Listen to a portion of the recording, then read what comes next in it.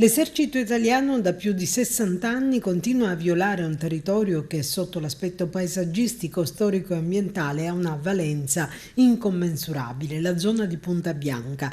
Lo afferma Mario Amico di Agrigento che lunedì 16 ottobre invita cittadini ed associazioni a partecipare ad un sit-in di protesta all'entrata della riserva Punta Bianca per impedire l'inizio delle esercitazioni militari. Questo è un luogo di eccezionale bellezza, continua Mario Amico, ancora non alterato e poco compromesso da fenomeni di antropizzazione che lo scorso anno è diventato riserva naturale orientata. Un territorio però compromesso dalla presenza delle esercitazioni militari che oltre a violare la storia e il paesaggio compromettono l'ambiente immettendo in atmosfera sostanze pericolose come ad esempio i residui di polveri da sparo. Durante le esercitazioni, spiega Mario Amico, vengono rilasciati grandi quantità di piombo che, come tutti i metalli pesanti, sono altamente tossiche per l'ecosistema marino.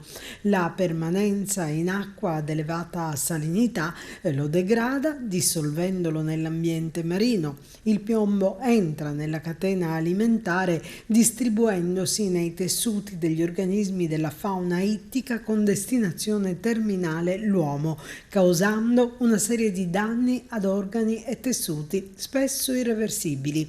I terrificanti boati atterriscono, conclude l'associazione ambientalista, oltre che le persone, anche gli animali presenti in queste aree, così come le forti vibrazioni provocate dalle esplosioni che hanno già causato numerosissime frane con un considerevole arretramento della fragile falesia.